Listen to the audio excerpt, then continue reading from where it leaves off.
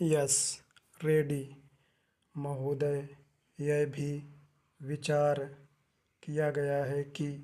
जो व्यक्ति समाज में काम करता है, चाहे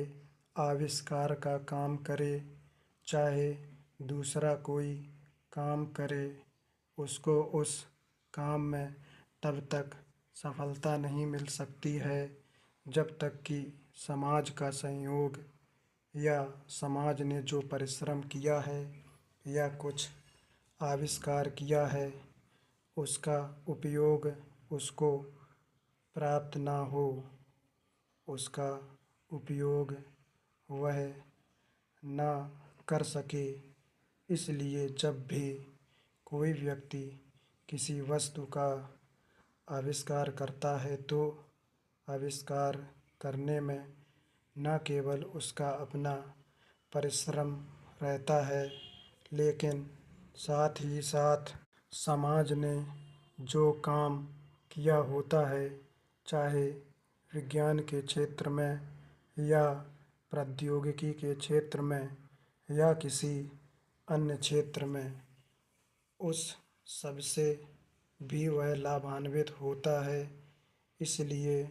जब हम किसी आविष्कारक के किसी आविष्कार के अधिकार की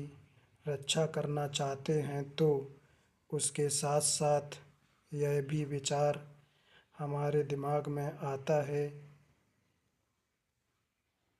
जिस व्यक्ति ने समाज की सहायता से आविष्कार किया है उस समाज को भी उसका फल अधिक से अधिक मिलना चाहिए। माननीय मंत्री जी ने भी कहा है कि पेटेंट लॉ इस सिद्धांत पर आधारित होना चाहिए। मैं समझता हूँ कि पेटेंट लॉ के पीछे दो सिद्धांत निश्चित हैं। पहला सिद्धांत तो यह है कि जो व्यक्ति परिश्रम करके धन लगाकर, अपना दिमाग लगाकर के किसी वस्तु का आविष्कार करता है, उसके तथा अपने परिवार के लोगों के अधिकारों की जहाँ रक्षा होनी चाहिए, उसके साथ ही साथ जैसा मैंने अभी कहा है, कोई व्यक्ति समाज में व्यर्थ में काम नहीं करता, वरन पिछले समाज के लोगों ने जो जो काम किए होते हैं, चाहे विज्ञान के क्षेत्र में या प्रौद्योगिकी के क्षेत्र में या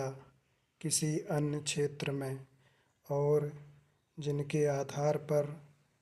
वह कोई आविष्कार करता है, उसको उसका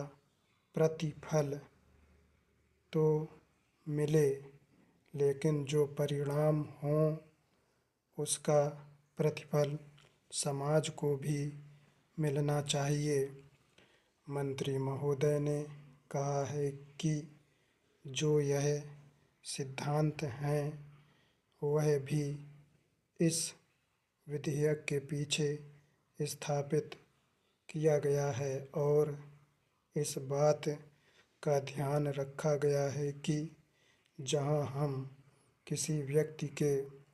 आविष्कार के जो अधिकार हैं, चाहे धन के उपार्जन का अधिकार हो या प्रतिष्ठा प्राप्त करने का अधिकार हो, उसे प्रतिष्ठा का और चाहे धन का, दोनों का लाभ व्यक्ति विशेष को भी मिलना चाहिए।